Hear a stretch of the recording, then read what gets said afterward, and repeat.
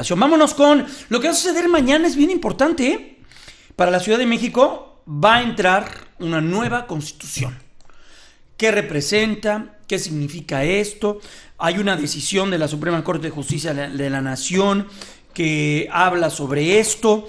A ver, está en línea telefónica Francisco Vázquez Gómez, él es miembro del Sistema Nacional de Investigadores del CONACYT, colaborador del Early Institute, para que nos platique qué viene para la Ciudad de México con esta nueva constitución y lo que decidió la Suprema Corte de Justicia de la Nación sobre 23 o 24 artículos de la misma. ¿Cómo le va? Muy buenos días. Jaime, antes que nada, buenos días, gracias a ti y a todo tu auditorio. Sí, con mucho gusto. Mira, como habría que recordarle al auditorio que hace aproximadamente un año se publica lo que es la nueva Constitución de la Ciudad de México.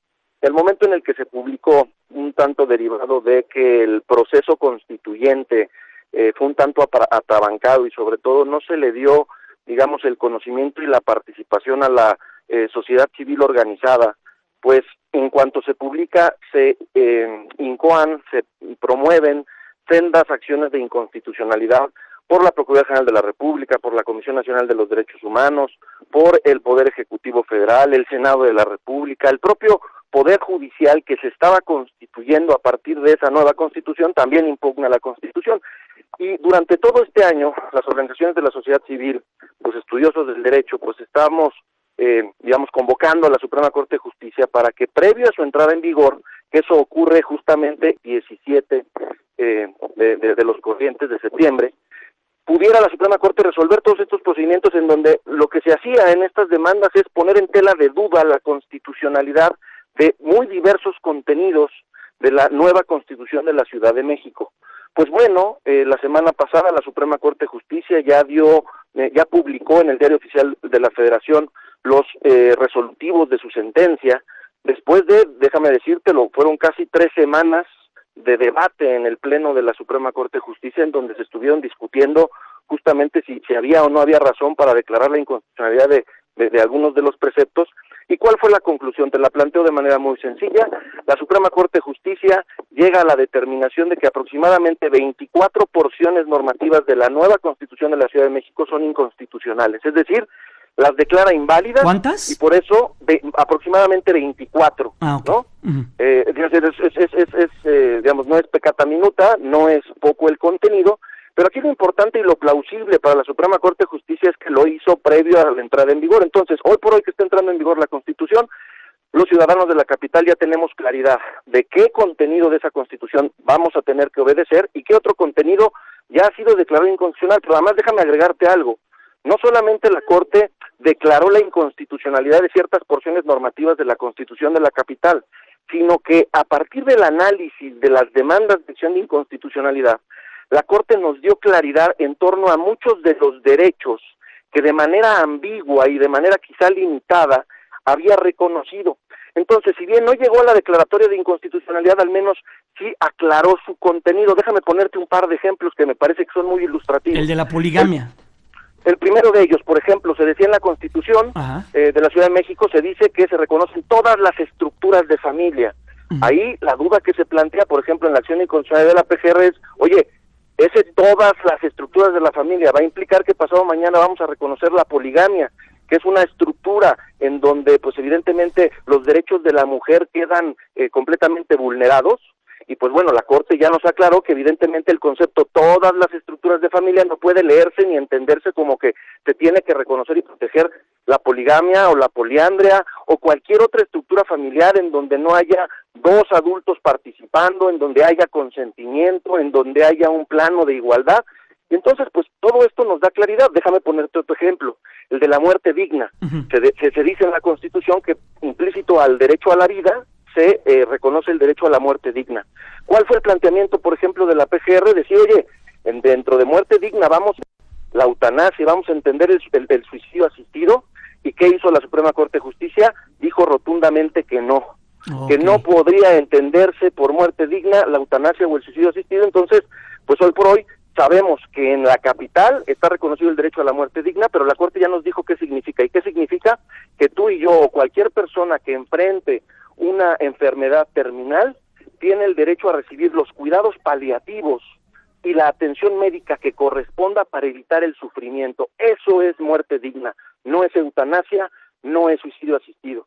Y otro ejemplo que creo que nos convoca a todos, a lo mejor como padres de familia, se reconoce en la Constitución de la capital el derecho de los niños a recibir educación sexual. Entonces, claro, y el planteamiento, por ejemplo, en las acciones de inconstitucionalidad, era en el sentido de, oye, ¿y dónde quedan los papás? Es una educación, digamos, muy sensible de cara a los menores, y la Constitución nada decía de la participación de los padres. Bueno, la Suprema Corte de Justicia ya nos los dijo con claridad. Ese artículo de la Constitución no es inconstitucional, es decir, es válido, pero no debe de leerse en el sentido de que los padres quedan excluidos de la educación sexual que le quieran dar a sus hijos. Por el contrario, el Estado tiene que ver los medios para darles participación y que los niños puedan recibir esa educación sexual, pero no solamente del Estado, sino también de sus padres. En fin, creo que hoy por hoy, que está entrando en vigor la Constitución de la Ciudad de México, la primera Constitución, pues sin duda alguna es muy plausible. Nosotros reconocemos el trabajo arduo de la Suprema Corte de Justicia en este punto, no solamente porque ya sabemos qué sí tiene validez y qué no tiene validez, pero al mismo tiempo también nos aclaró muchos de los contenidos y de los derechos que a lo mejor en cuanto a su diseño quedaron redactados de manera ambigua. Ese es más o menos el panorama, Jaime. Estamos platicando con el doctor Francisco Vázquez Gómez, miembro del Sistema Nacional de Investigadores del CONACYT y colaborador de la organización Early Institute. Entonces, los constitucionalistas señalan que esta resolución de la Corte pues deja mucho más claro el terreno y lo que sí y lo que no es válido dentro de esta nueva Constitución en México, en la Ciudad de México.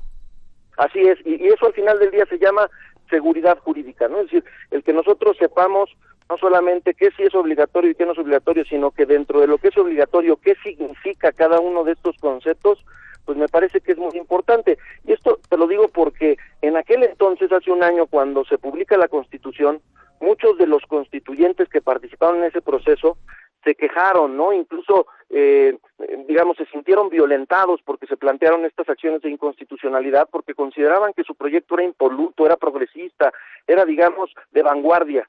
Hoy nos damos cuenta, después de que la Corte entró al análisis pormenorizado de cada uno de sus contenidos, pues que eso no es cierto, y además que es imposible. Cualquier producto del hombre, por sola lógica, va a ser imperfecto porque el hombre es imperfecto en sí mismo.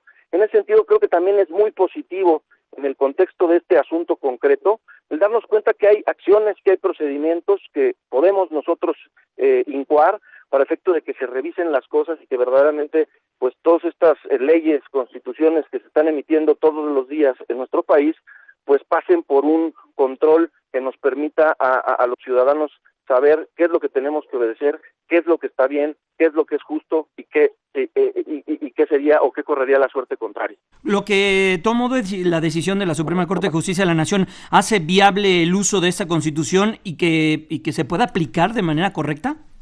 Me parece que sí, aunque falta un pendiente y habría que aclarar al auditorio.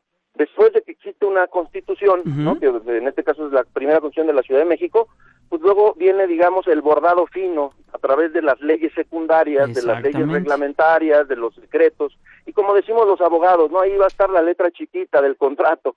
Habrá que poner también atención en que el primer Congreso de la capital, el primer Congreso de la Ciudad de México, la manera en cómo empieza a reglamentar esta Constitución, pero creo que la resolución de la Corte ya le da guías, ¿no? Por ejemplo, volviendo al tema de la muerte digna, si pasado mañana el Congreso local de la Ciudad de México emite una ley secundaria en donde intenta reglamentar la eutanasia o intenta reglamentar el suicidio asistido, pues eso inmediatamente sería inconstitucional, porque la Corte dijo que la Constitución de la Ciudad de México no se refiere a eso cuando habla de muerte digna. Es un ejemplo muy ilustrativo.